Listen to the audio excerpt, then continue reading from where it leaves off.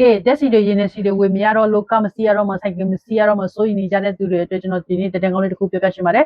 အားလုံးသိကြတဲ့အတိုင်း American X-ray END ရဲ့ကိစ္စရက်တွေကြောင့်ဒီတက်စီရင်းနေစီကဘာကြီးကိုတန်ပို့နေတဲ့20%လောက်အထိတန်ပို့နေတဲ့လမ်းကြောင်းကတော့အခုလောလောဆယ်မှာပိတ်ထားရတဲ့အနေအထားမှာရှိနေတယ်ပေါ့နော်ရှိနေတယ်ဆိုတော့ဒီလမ်းကြောင်းကိုဘယ်လိုလုပ်ပြီးတော့ကဘာကိုထပ်ပြီးတော့တင်သွားမလဲဆိုတာကိုဒီနေ့ကတော့တည်ငောင်းလေးတစ်ခုတားလာပါတယ်ဒီတည်ငောင်းနဲ့ပတ်သက်ပြီးတော့ကျွန်တော်အသေးစိတ်ပြောပြမှာဖြစ်ပါတယ်ဆလာပြီးတော့နောက်ဆုံးကြည့်ပါ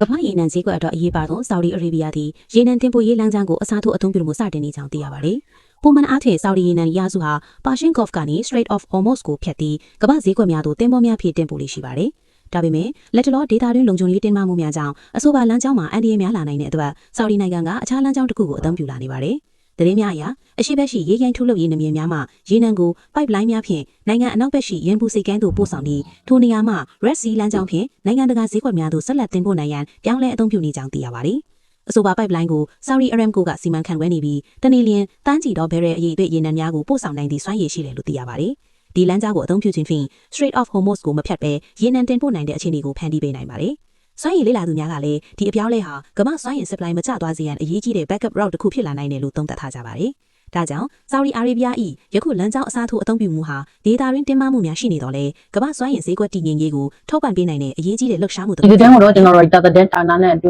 တခြားနိုင်ငံသားတဲ့ဌာနတွေကနေပြီးတော့ကောင်းတော့တင်ပြထားတာဖြစ်ပါတယ်